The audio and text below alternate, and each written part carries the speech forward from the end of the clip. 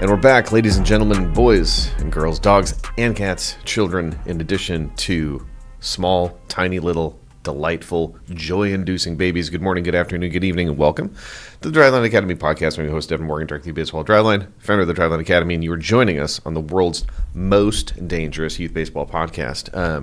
First-time listeners, last-time listeners, occasional listeners, thank you for joining us on this beautiful day in May, sunny May. Got some stuff for you today. We're going to hit hard on the emotive side of things, which is, you guys probably know, the place that I love to be. Big softy over here. But first, housekeeping, axbat.com. Go to DL20 will get you 20% off at axbat.com. What can you find at axbat.com? Bats, some of whom have the axe handle. You can rewind a couple episodes ago. We did like an extended thing about the axe handle for young hitters. What I mean by young hitters is kids are probably like 9, 10. It's a great idea. You should probably do that thing. For older hitters, hey, look, whether you're buying a USA bat, a USAA bat, or a BB Core bat, or a training bat, Axbat has good stuff for you. So you should check it out, and you should get 20% off by using code DL20 in that purchasing endeavor. Beyond that, we did launch the Driveline Academy camps. Those are live in Washington, in Florida, in Arizona. We're starting with 2 different age groups, basically at all 3 facilities, 9s and 10s and 11, 12s. We're going to spin up the 13s and 14s as we get into July and August. But generally, if you are a casual listener of this show and you're like, boy, that Driveline stuff sounds intriguing, and you also happen to have a young boy or girl who's either 9 or 10 or 11 or 12, you should go check out the Driveline Academy camps. It is a great way to get started in kind of understanding what we do, how we apply training, specifically through this lens of games and goals and practice with a purpose, right? That's the whole idea behind camps, is bringing kids into our ecosystem where it's like, yeah, we have all this tech and we have all this knowledge and understanding. We're going to train you or your player in the same kind of fundamental concepts that we use to train high school, collegiate, professional players that are some of the best athletes in the world. But we take that and apply it in a youth sense where we really are focusing on games and goals, right? We want engagement to be high. We want fun to be, the fun level to be high, in so much as that's a thing. And we want to work on skills in that format. So yeah, like working on bat speed might sound kind of boring. What if I said we were going to play a game called the Home Run Derby? What kid in this country is not like, I want to do that thing? Hence the camp game and goal format, right? Same thing on the throwing side, right? We do have the intended zone systems. It's a phenomenal way for young kids to start to understand how they're getting better at the task of command, right? And that is a valuable thing. Just because kids might not be great at it first doesn't mean that they're going to be terrible at it forever. And one of the ways we can help them kind of accelerate that developmental timeline is getting them going on our intended zone system. So that's the thing that you can do is come in, do the camps, do the intended zone stuff on the pitching side, play games and goals on the hitting side, and then we're also pairing with that the long-term athletic development curriculum, the stuff that is going to basically accelerate the athletic development that is underneath all of these baseball-specific skills. Because if you want to be the best athlete that you can't ignore one part of that equation. Hence, our camps include all of it. It's 3 over the course of a week, 2 during the week, 1 on the weekend. Part of the intention there is to make sure we actually have some rest from session 1 to session 2 to session 3. Because once you understand that rest is important, it's hard to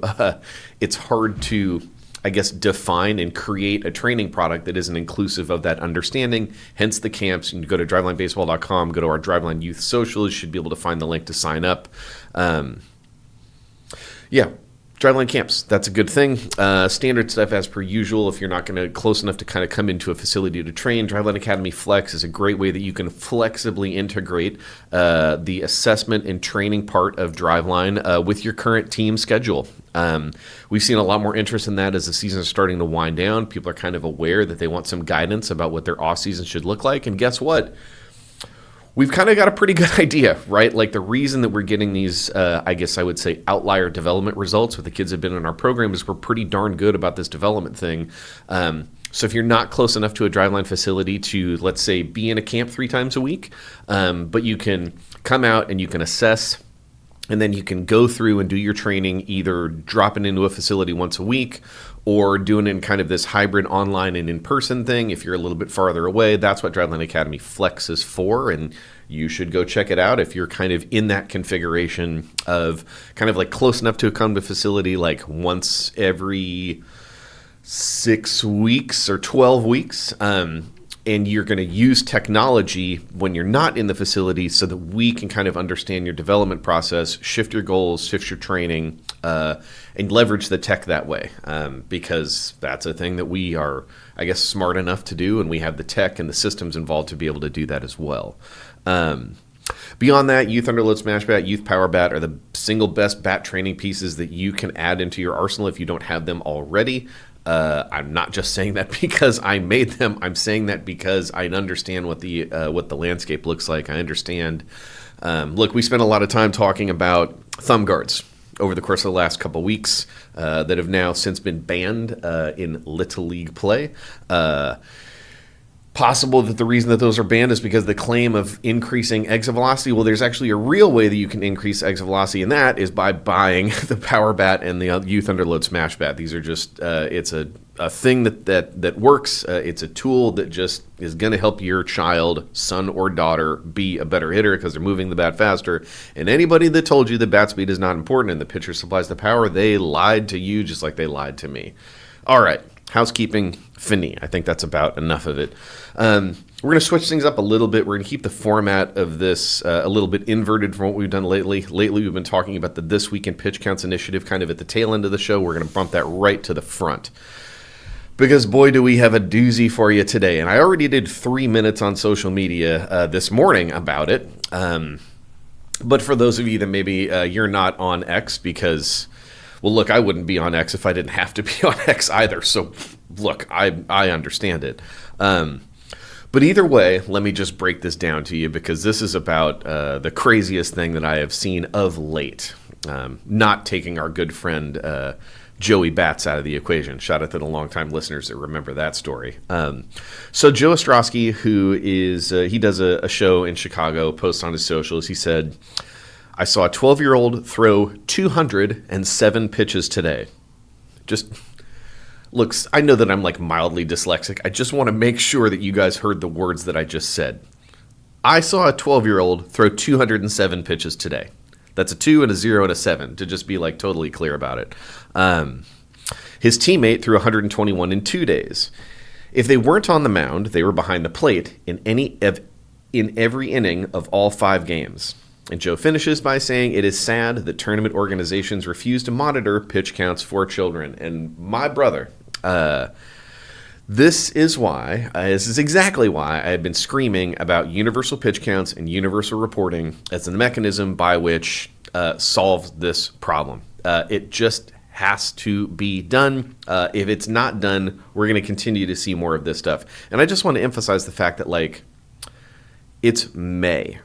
And Joe posted this on Sunday night, so it's possible that what he saw was like this was at the tail end of April, depending on how recently he saw it. 207 in a day. I don't know how you can be surprised. And he's exactly right that this is an organizational issue. And again, longtime listeners would know that I would take it one step further and say that this is a structural issue because the tournament organizations that allows a child to throw 207 pitches in a day is quite frankly not governed by any specific set of rules to determine that that's not okay. That there's no governance. There just straight up isn't.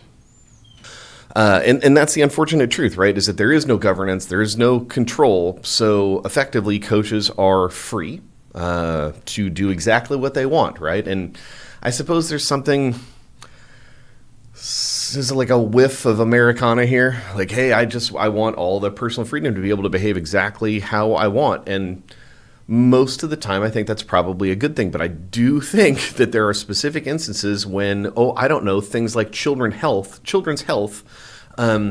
would probably suggest that we need a systems-based approach instead of kind of like a free market economy-based approach to keep them safe. And 207 pitches in a day is definitively not safe.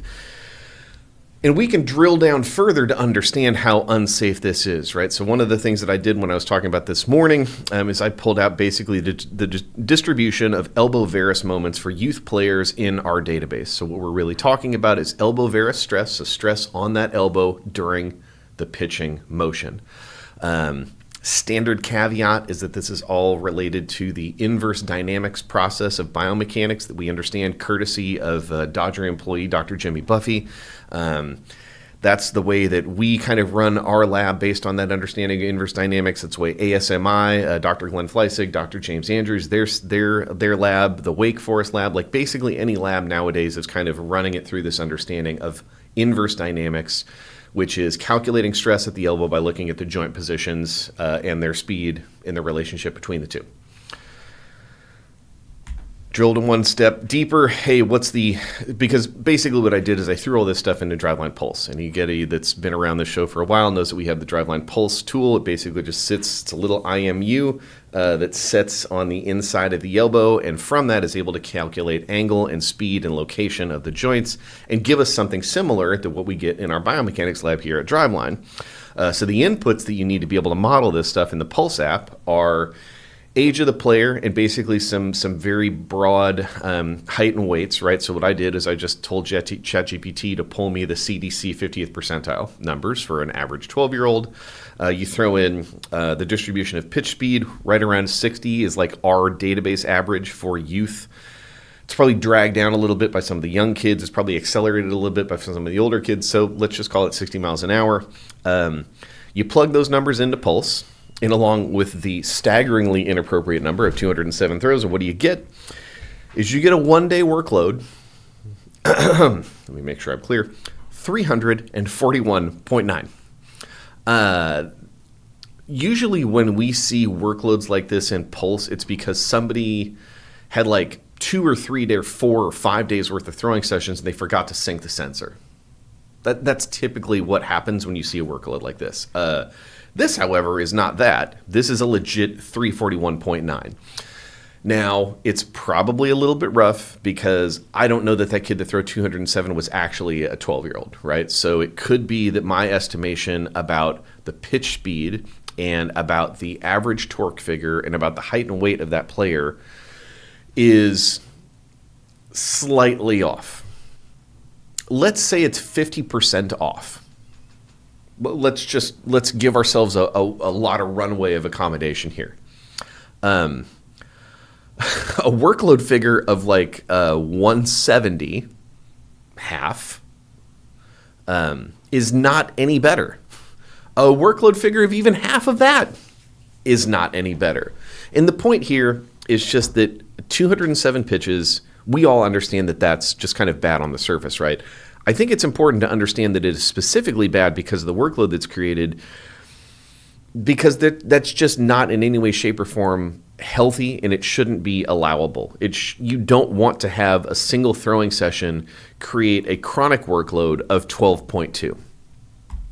You definitely don't want the relationship between the acute workloads, that's the 207 pitches, and the chronic workload, what is generally kind of be established as a usual workload for a player on like a week-by-week basis, to be this type of number. Everything we understand through the science that's available to us is when the ratio of the acute to chronic workload goes above a 1.3, injury risk starts to accelerate. If you divide 349 or 340, what is it? Oh my gosh. Early onset Alzheimer's. I'm having one of those days. So when you divide 341.9 is the single day workload by a 12.2 is the chronic workload. Chronic workload basically just created from that throwing session in abstract. You end up with an acute to chronic workload ratio of around 28. This is horrifically bad. This is horrifically bad. It is injurious. And, when I see people like Dr. Peter Kriz, who's done a lot of good work in this space, posting online that this is like basically child abuse, I don't disagree. Like, I don't, because this type of workload is just going to cause a kid to be injured.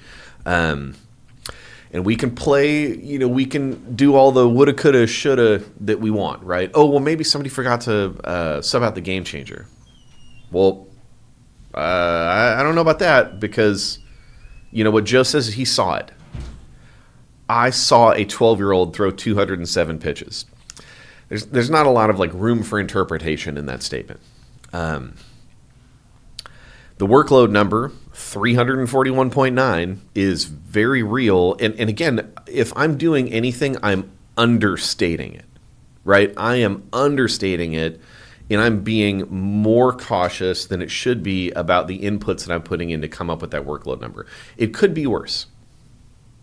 It could be worse. And unless you are going to tell me that this kid is throwing 200 pitch pens every weekend and that they have progressively built up their workload to tolerate that type of activity, this is child abuse. I'm sorry. I'm not trying to be bombastic. I'm not trying to be inflammatory, but this is behavior that is going to lead to a child be injured. And if you can't call that child abuse, because it's perpetrated by adults, I don't know what else you would call it. Again, if I was going to hold my breath and wait for youth coaches et al. To come to a realization that this type of behavior, this massive sacrifice for long-term health, and you're trying to gain a short-term win on a weekend in late April, early May, if I'm waiting for everyone to come along to that realization, you're going to find me on the floor of this podcast studio, blue in the face and dead, because that ain't going to happen.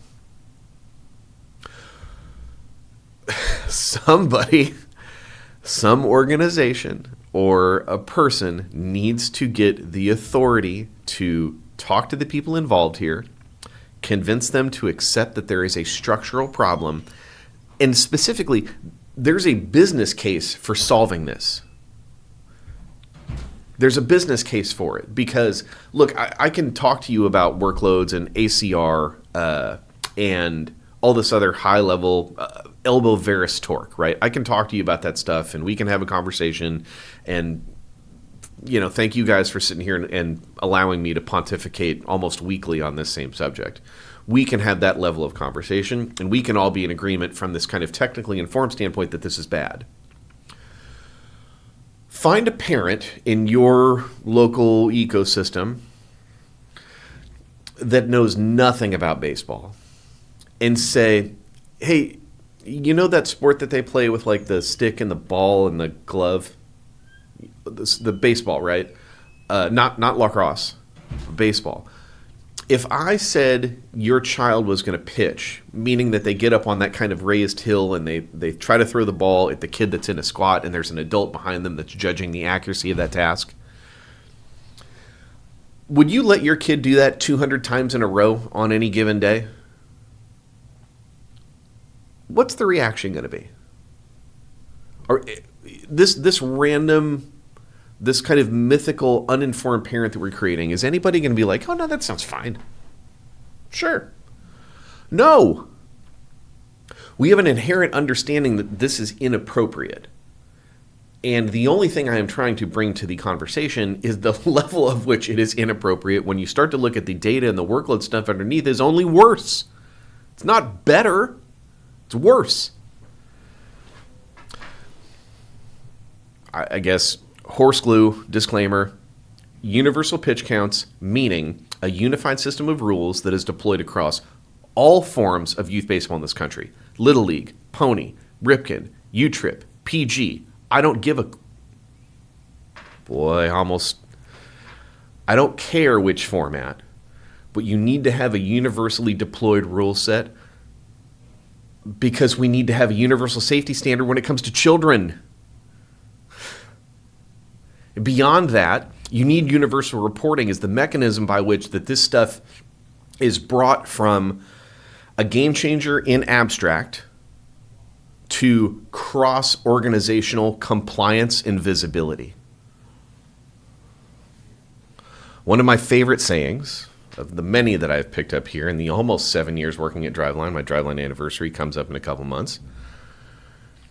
Sunlight is the world's best disinfectant. That's an old Mike Rathwell quote. Lord Business himself. Look, man, I can talk to you for longer about the benefits of this universal reporting system were to start to think about how do we make sure that there's visibility on coaches having gone through things like safe sport, concussion awareness, lightning strike awareness. Don't stand there. There's all that other level of benefit that comes from after you install a system of universal reporting. But the primary benefit is you need cross-organizational awareness of when a kid is and is not available to pitch. This right-hand, left-hand thing that currently exists between rec ball and tournament baseball is allowing for this stuff to happen. Tournament organizers that run innings-based systems for regulating workload allows for this to happen. Tournament organizers that have a blind eye to all of it allows for this to happen. This is not rocket science. We have every single piece of the puzzle that is going to be necessary to create and install this system. And the thing that we need, the only thing that we need, is for the people at the top of the food chain that actually have the capacity, because of the leverage that they have and the stick that they swing, pun intended, to go, we will accept this no longer. We will deny responsibility for this no longer. From that point, hey, let's do the work. And again, longtime listeners know that I have personally put forward that this is the best system. This is the way that you solve these things, and I have communicated that information at the highest level with everything that entails. It's USA Baseball and MLB. I'm not going to pull a punch here.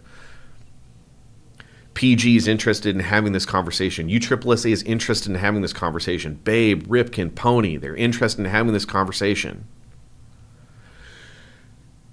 So I'm not saying this to throw water on the whole thing. I'm telling you that that we are making positive progress, but I need the ball to keep rolling, because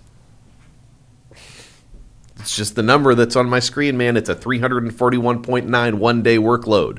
That's a real number that actually might be conservative. And if you don't think that overuse is the singular thing that we can actually solve to have the most meaningful benefit, and you're like, well, maybe it's weighted balls. Maybe it's the way that they train. Okay, fine. Think about the study that gets most commonly brought up here. It's the old Reinhold study. And I've driven this far into horse glue, for sure. When did those kids get hurt? Did they get hurt in the training phase, for anybody that's actually read the full text? No, they got hurt during the games. The container for youth injury isn't training most commonly, it's the game. Because of course it is. It's the only environment where you're actually incentivized to behave this fashion.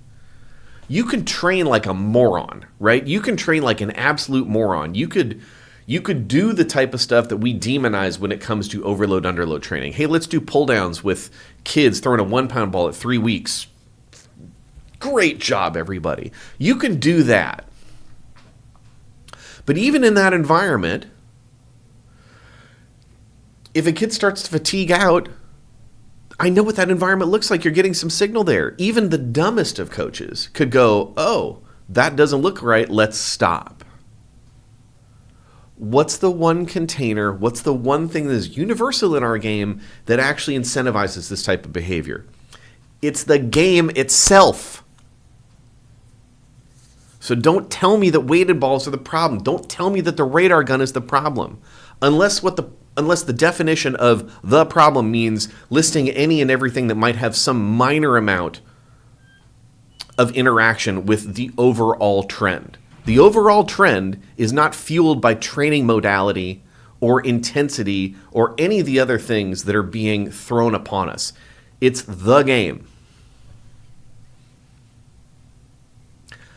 That's how we've landed in the place that we've landed. And the reason that we have some area of effect that we do is because it's the game.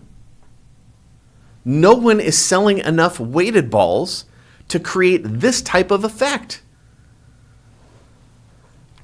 No one's selling enough weighted balls so that the Andrews Institute has like a 50 to 60% percentage of all of their surgery they perform are on kids. No shot. Overuse is the singular thing that affects every player in youth baseball. The big ones, the small ones, the ones that throw hard, the ones that don't. It affects everybody. That's why we need universal pitch counts and universal reporting as the systemic way that you solve this problem. I'm sorry that I have to do this every single week, but the more that we get more information like this on a week by week basis, I have a complete inability to not talk about it. So here's this week in pitch counts. It's been a fun one this week. All right, let's get into some maybe not fun stuff, but some emotionally tank filling stuff, right? So longtime listeners probably know, kind of a big LeBron guy. We can get into the Jordan-LeBron debate. I don't really care for the sake of this particular exercise. But LeBron does a podcast, and he's doing it with Steve Nash. And as much as I completely disagree with one of Steve Nash's MVP awards being completely only given to him because they didn't want to keep giving it to Jordan, Nash and LeBron had a wonderful podcast, and one of the things that they talked about was a perspective on competition that I think is sorely lacking in youth baseball specifically. So I wanted to talk about it because I think it's something that we can all learn from. So Steve Nash is talking about, kind of like the way that kind of there's this common conception that the whole exercise is defined by outcome, right? So he goes, there's two outcomes. There's live or die, there's win or lose.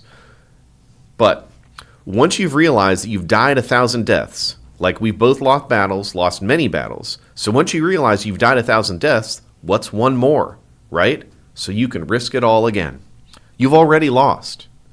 You're already been there. So I think there becomes this these scars build up where you're not afraid to lose anymore. You're just going for it.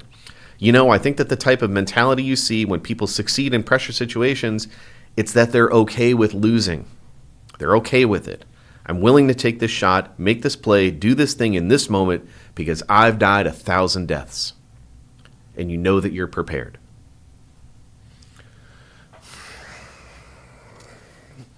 So we have a partnership with 3A Athletics, which is led by Travis Snyder, former first rounder, big leaguer, wonderful, wonderful human being. Travis and Seth came in. We had a small group session here at Driveline. It was kind of a follow-up from one of the bigger in-persons that we did before the season started. And one of our younger kids that was there was brave enough to kind of volunteer some of the stuff that he struggles with when he's playing the game. And he said, he's primarily first base was kind of the comfortable position that he plays, and he's like, when I make a mistake at one, and that guy, gets to advance to second, he gets to advance to third because maybe he, isn't able to pick a ball off the ground, maybe he isn't able to glove it, whatever. He's like, he kind of said, he was like, it's hard for me to think about that experience that just happened in kind of in a learning fashion because he gets obsessive about he let himself down, he let the team down, etc. And I think what Connor was brave enough to put out there is something that's very, very common for kids, specifically in baseball, because our entire game is this container that puts a spotlight on individual successes and failures. And in each one of those interactions, you can have a very defined, this was the guy that won it, this was the guy that lost it. You have that in the batter-pitching matchup. You have that in the field when one defender throws to another. It's this series of component individual skirmishes, and each one of them has a defined winner and loser. So what do we know about children? Longtime listeners have heard this one before, but I'll go ahead and dust this off. If you want a more full explanation, you can go Pick up the Skills to Skill Complete Youth Baseball Training Manual, Paige Schill, pat myself on the back. I mean, look, I spent 15 years doing this, and I dumped every single ounce of knowledge and understanding and mistakes that I made into that book. But I digress. Jean Piaget, big on this idea of the difference between the formal and the operational standpoint of kind of cognitive development. And the thing that he noted with children before the ages of 13, which is when this process starts, and it doesn't conclude until high school, until adulthood, is kids have a very binary relationship with their world broadly, which generally can be meant that they struggle with concepts around abstract thought. And I'm going to firmly suggest that what one of our players, what Connor said, is absolutely like he is confronted with the difference between the concrete outcome, he made a mistake, and that outcome hurt the team, and the abstract, which is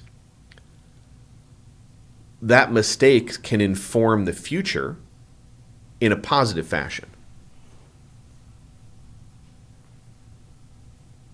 So when Steve Nash goes, hey, it's win or die, win or lose, but I've already died 1,000 deaths. He is talking about exactly that. He's like, I'm able to take this binary outcome and move past it because I've already been there before. Now, look, we can listen to that and think that that's the perspective of a fully formed adult, a Hall of Famer in his sport, whether I disagree with one of those MVP awards or not. Look, that guy's a Hall of Famer. He's one of the best point guards ever. Top 5, top 10. He's nasty. That's an adult who is informed in his perspective about playing at the highest level of competition in his sport through an adult level cognitive process. I've already died 1,000 deaths. What's one more?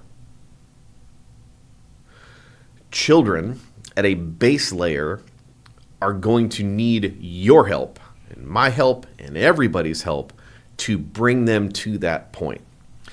And the critical thing, and the thing that I think is very much relevant for us to discuss, is if we do a better job of that, how many more of these kids can we keep playing the game?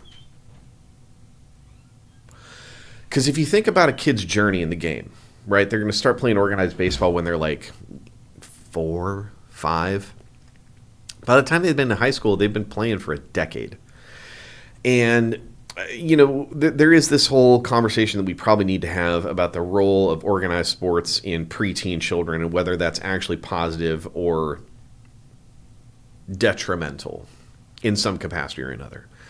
I don't know that I want to paint all youth sport experiences and all youth baseball experiences with that broad of a brush, but if there is some signal that suggests that organized sport participation before the ages of like 12 has the potential for creating some amount of like lifelong trauma, then we should probably like pay attention to some of that signal.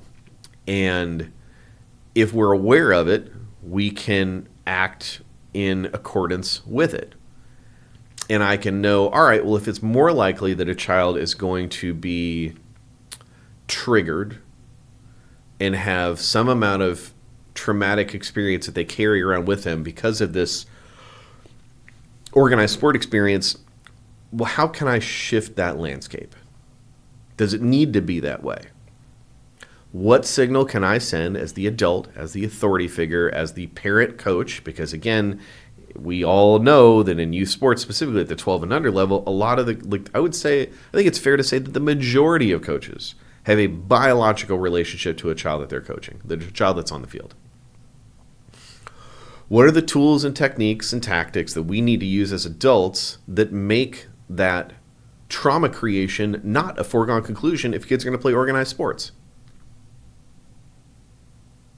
How do we help them understand that this path toward 1,000 deaths is actually the thing that's going to help them be more fearless when competition actually means something? look, if you're optimizing for creating the winningest winners at like 12 and under, man, like good on you, I guess. And we've gone rounds on this issue before, and one of the podcast clips that has unfortunately gone viral on several occasions is me talking about intentional walks in 8U baseball. And inevitably, every time that thing starts getting some traction again, there's going to be somebody that pops in the comments is like, winning is the thing that, we all should be striving for. And, it's some variation of that. And then they're going to call me soft and whatever. And I understand. I really do. I really do. I'm not saying that winning is not the thing that we should all be chasing.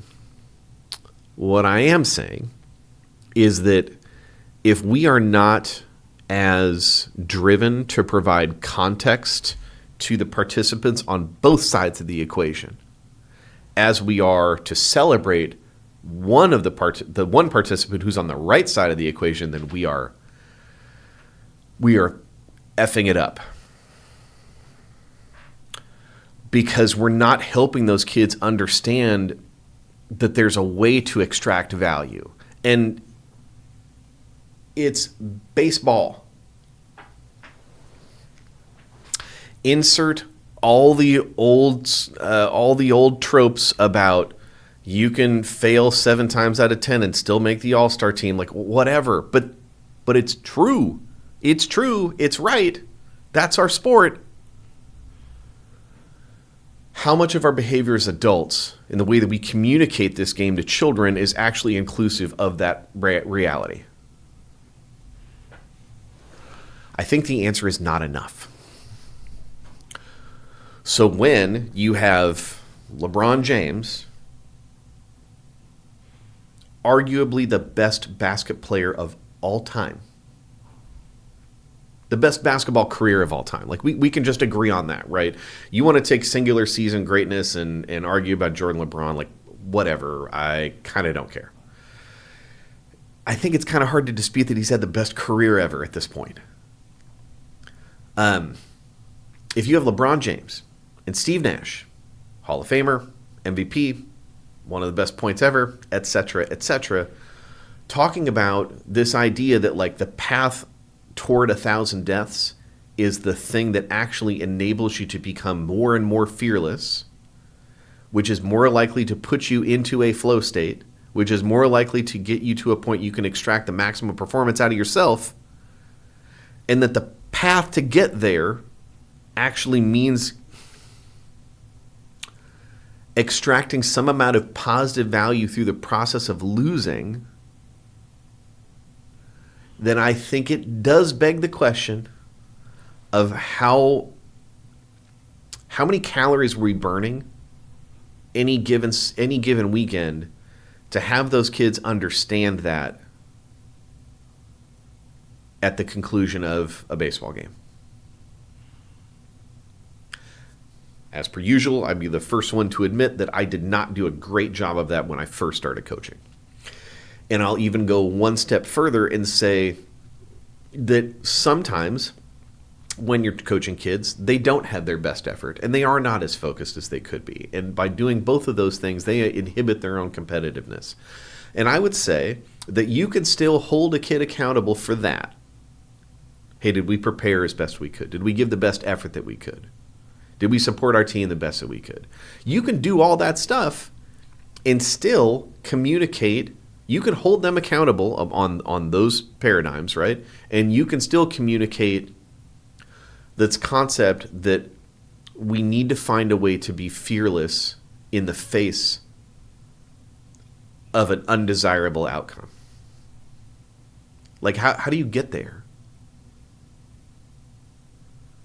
How do you cultivate a sense of fearlessness moving towards a thing that you fear?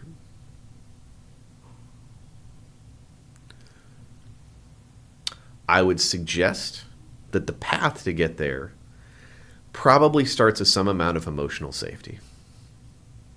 It really does, especially at this 12U level where, again, we're talking about parents coaching children. We're not talking about me, professional baseball coach. We're not talking about any number of the men and women that work here at Driveline, professional baseball coaches, instructors, etc. We're not talking about that. We're talking about parents. And I think one of the best ways we could improve the holistic environment of youth baseball is to have more parents make the deliberate choice to provide their children love and emotional safety in the moments that they need it most, which is when they fail. Right? It's super easy to pick your little kid up when they weigh all of like 65 pounds and throw them in the air. Great job. Hit the walk-off today. Hacksaw Jim Duggan it. It's more challenging when your child fails, but that's when they need it the most. Because, and again, I am going to create some horse glue here. Hard work gives you honesty. Casey Weathers chapter 1, verse 1, right? Hard work gives you honesty. I'm going to put in all this hard work, and I'm going to put on a cap and a belt, and I'm going to go onto the field of competition, and we are going to resolve how good I can be in this particular moment. There is a direct parallel between the Weathers, hard work gives you honesty, and the outcome assessment afterwards, where a child is trying to ascertain, does everybody love me the same way? Because I just failed. Maybe I didn't even fail. Maybe it just didn't go my way. A kid had a game. Danny had a game on Friday? Yeah, Friday. First AB, knocks a single in the left field. Everything's good. Hit it hard, right? Hit it hard. Liner over the third baseman. Great stuff. Fine, whatever. Second AB, pieces a ball up. Again, hard on the pull side, which is a skill. Let me just throw that little caveat in there. Pieces the ball up on the pull side, and it just happened to go right at the left fielder. Where's the failure? Like, where's the failure? On time, on plane, did the thing. He did not have the good fortune in this one particular AB to hit it to a place in the park that they didn't have a guy at. Did everything else right. And look, we can have conversations about approach, right? I will tell you, though, that it's a heck of a lot easier for us as parents. And I hear this stuff all the time. You know, you'll have a parent who's behind the dugout or behind the backstop, and they're looking out on the field, and they're going, man, a bunch of open grass on the right side or on the left side, or God knows where it is. And it kind of gets put out as like this foregone conclusion that, like, well, just hit it where there aren't people. Like, yeah, man, baseball would be super easy if you could just, like, if it worked like intended zones. You know, if I could just, like, click a button on a screen and go, I'm going to hit the ball right there. Oh, yeah, that big gap between those two guys. Yeah, I'm just going to hit it right there. And I'm not saying you should necessarily have that intention, but I'm saying the difference between talking about that in abstract and applying it on a pitch-by-pitch basis when the pitcher doesn't tell you where he or she is going to throw it. They're not going to tell you what type of pitch they're going to throw. Well, first of all, the only way that you can succeed in that competitive environment is through adaptation, right? It's a pitch-by-pitch adaptation. Second of all, it's hard. We talk a lot about, like, you control the stuff that you can control. Well, being on time and hitting the ball hard is probably the one thing that you can't control. You can't control where the defense is. Can you have a little bit of an approach to try to hit it the other way if they've massively shifted you on the pull side? Yeah, absolutely. Can you do the opposite? They're shading you more middle oppo. try to find some green on the pull side. Yeah, you can try to do that, but it's not a foregone conclusion by any means. And the point that I'm trying to illustrate is how many times does that specific thing happen over the course of a given weekend from 6U to 18U in this country? Let's just call it 1 million, right? You got 9 or 10 million like competitive, consistent baseball players. They're all going to play games, 3 ABs per. I mean, let's just call it 1 million. Of the 1 million times that happens on a week-by-week basis, how many times are there coaches or parents that are saying to that kid, hey, man, like, you didn't do anything wrong there. You're good. Keep hacking. Died 1,000 deaths. What's one more? How many times are kids getting that signal? And I have been on enough fields, and I have listened to enough parents, and I've listened to enough coaches to, I will just like paint with a broad brush. The answer is not enough. So the action item here is pretty plain. It's that I think there is leverage to be had by those of us coaches and those of us parents and those of us players, because I know some of you are listening, to really wrap their head around this idea. Hey, you hit it on the screws and it just happened to go right at a guy. All right, fine. Give yourself some grace. Take whatever time you need to be pissed, to be angry. But then beyond that, try to find some context. If you're talking about a younger athlete who, again, because from a cognitive disposition level, they have an inability to provide that type of context for themselves because this abstract concept, I didn't get the outcome that I want, but I did all the things right, it's here. They can't mesh those two things together. That's when you need to step in. That's when I needed to step in. And when I started coaching as a young baseball coach, I did a very inadequate job of that. And I don't have a problem admitting it. And it was only because I started to wrap my head around the output of the behavior that I had and know that it wasn't pushing the way that I wanted it to push. So I really can't get over this whole thing. I think it was really well explained by Mr. LeBron James and Mr. Steve Nash, and I really think that this is something that if I could encourage you to do anything, it would be to show that to your kids and help them start to unpack that idea. Because if they're younger, they're going to need some help because they just can't make those two things fit together. It's like two Lego pieces that just don't want to mix. But with the help of a parent or a coach or even a teammate, that's something we can gain positive ground on. And all we're trying to do is push them further down that path of 1,000 deaths to get so comfortable with it that they're not scared, that they are fearless. And look, man, talk to any athlete that's ever talked about like a flow state. Or if you've ever been it as an athlete yourself, that feeling is not one where you don't get there because you're terrified of the consequence. You don't get there because you're obsessive about how your mechanics are. It's flow state because you're in the flow. You're present. You are where your feet are. Not in the last AB, not at the practice that you just had, not in the bad warm-ups that you had. You're here. And I'm just telling you, when I listen to way better athletes than I ever was, some of the best athletes of all time talk about this type of perspective, man, I have to take some signal there. And I think for those of you that listen to this show, you guys can go out and help to amplify that same message with the kids that you coach and the kids that you have, or the teammates that you have if you happen to be a player. I know there's a couple of you who listen, so take your moment, be pissed about the outcome, but then let's work towards that path of acceptance, and working towards that path of fearless competition, I think, is absolutely a thing that we can do. I got one thing left, and I'm not quite sure how to get into it,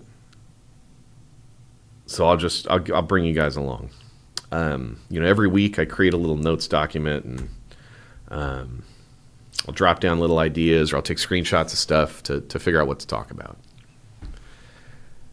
And this one, The only thing, damn it. I'm going to take off my glasses so I can't see myself in the monitor. The only thing I wrote down is my trunk is empty. So both my kids are driving now, which means that, our son and daughter are now like self-sufficient in kind of getting them to the places that they need to go with the equipment that they have. And that's where we are with things. And for, the better part of, I guess, probably close to 15 years, there's always been baseball stuff in my trunk. Whether that's a bag of balls, whether that's a bunch of mini hitting plyos and some training bats, whether that's my kids' gear, that stuff always just was in my trunk because I ended up being the one that was largely, driving them to and fro. Not to suggest that my darling wife, who is the best partner that any human being could ever ask for, didn't pull her weight. I mean, both of us, we always had stuff. The kids' stuff was always in our trunk. And a couple weeks ago, I went out to my car to grab something, and I popped the trunk, and I looked, and the trunk was empty. For the first time in a decade and a half, my trunk was empty.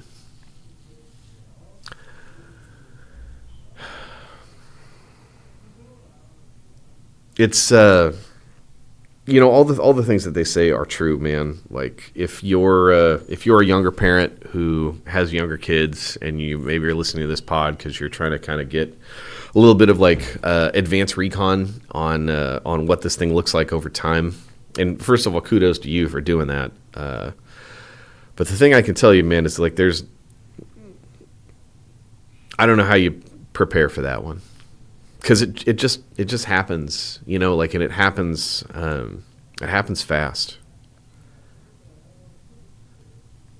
And when I went and I looked at that empty trunk, the first thought that I had was very much, I don't know if I did a good enough job of appreciating it when it was here, when my trunk was full.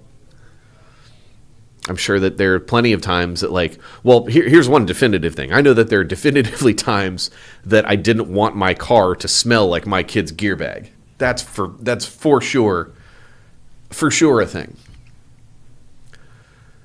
But then that day will come, I assure you, where you're going to be driving your car and your kid's gear bag is not going to be in the trunk. And consequently, your car is going to smell a little bit less like teenager feet. And you're going to be sad about it. And it's also like I guess it's also a joyful thing too. And I need to be honest about that part of it. It's a joyful thing because our kids aren't perfect. I don't think anybody's kids are perfect. But they are taking autonomy to do the things that they need to do. And man, if this whole endeavor wasn't largely trying to prepare them to get to that point, then I don't know what it was. So there is some amount of joy there to see, gear bags in his car. Gear bags in her car, they've taken that leap and they are now responsible for their own stuff. But man, that that realization that the trunk is empty is very much a stomach punch. Very much a stomach punch. Because it means that it's a different thing now. And it's, it changes year over year, certainly. But this is one of those more substantive changes that, the genie's not going back in the lamp on this one. like especially when it comes to like driving and cars and stuff, man. Like once you give a young person the ability to have some amount of autonomy about where they're going to go and who they're going to be with and all that other stuff. I mean, look, I am old, but I am still young enough to recall like what that sense of freedom was like for me when I got it.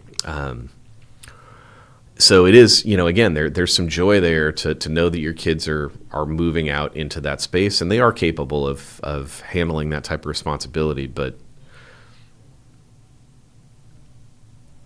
to know that phase of things is over, it's hard to not be a little bit melancholy about it, and that's okay. And that's okay. I don't know. I ask my mom sometimes, just like, how do you do it? Because this parenting thing, man, on just on a week by week basis, it is the most wonderful and the most challenging and the most rewarding and the most frustrating thing that we've ever done. Again, I am very, very fortunate, like I already hit the lottery because I have a partner that I can do this with, and we do support each other in this stuff. But, I guess I'll just put this out there for you younger parents,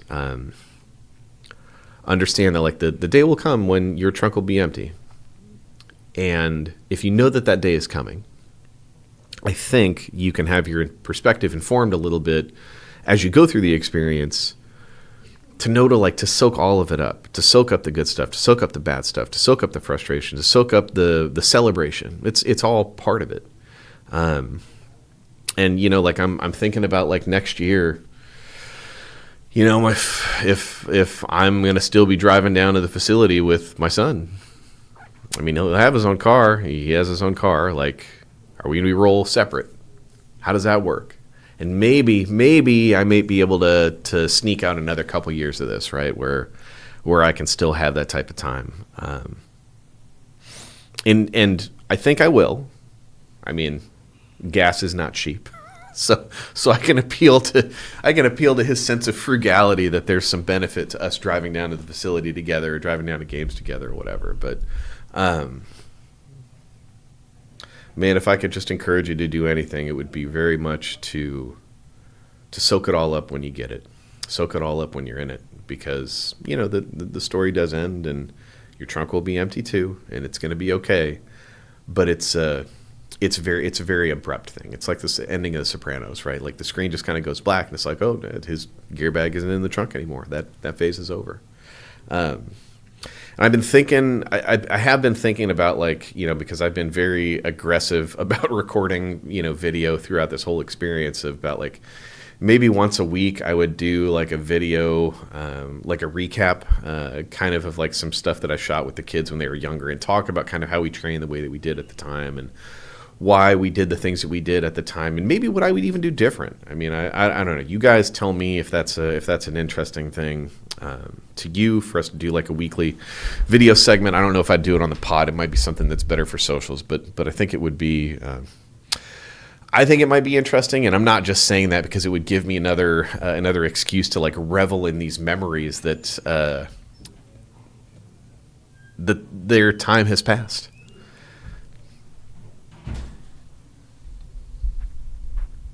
To be honest, the reason that I've collected all this video over the years is my brain doesn't work so good sometimes when it comes to some specific types of recall. There's some stuff that like I can, lock in, but I don't know. Sometimes I get worried that I'm not always going to be able to have access to all these wonderful memories that life has provided me, and I've collected all this video since then because that's a thing that I can have, and I don't have to rely on this because I have it here. Never really told anybody that other than my wife, so we're peeling back the curtain just a touch. So So I don't know. Maybe we'll do that, and maybe I will do that in a way. Hopefully, I can do that in a way that is like something beneficial that you guys can extract out of that, and it's not just like a masturbatory exercise for me to just like revel in my memories, because that's that my memories of that time are all that I have left, because things have changed and the sands of time keep drifting, et cetera, et cetera. We're getting way too melancholy. I think it is probably time for us to wrap. Hopefully this is of benefit to you guys. Again, I wanted to pass along this whole thing about the trunk being empty, because if somebody had told me, I think a little bit more directly when I was in it, to really firmly understand that really was going to change and it would change that abruptly, then I think there are some moments that maybe I would have tried to soak it in a little bit longer. I don't know. I'm always hypercritical of myself. Again, peeling the curtain back. Apologies if this is too much. That's all we got today. I think this is a good place to end, right? Okay, good. Next week, I don't know. I don't know what we're going to talk about next week. I don't know. We're going to figure it out. We'll keep going. I had some other stuff that I didn't get to this week, so we got some more segments. The more that we get into summer, more we're going to be able to talk about stuff. I do think we should probably do like another Q&A moving into the summertime would be good. So maybe I'll put that out for you guys. Just hit us at the Driveline Youth. Hit me in the DMs. Email if you want to. Sometimes I don't get to those as well as I can, because I have a lot of other like operational Driveline stuff that I get in through there. But like I see all the stuff and I appreciate the heck out of you guys for sending it. Yeah, that's all I got. So we'll see what baseball provides for us, this bountiful harvest of content that we could talk about. That's all I got. My name is Deven Morgan. I'm down by law. I will catch you next time. Thank you very much. Goodbye.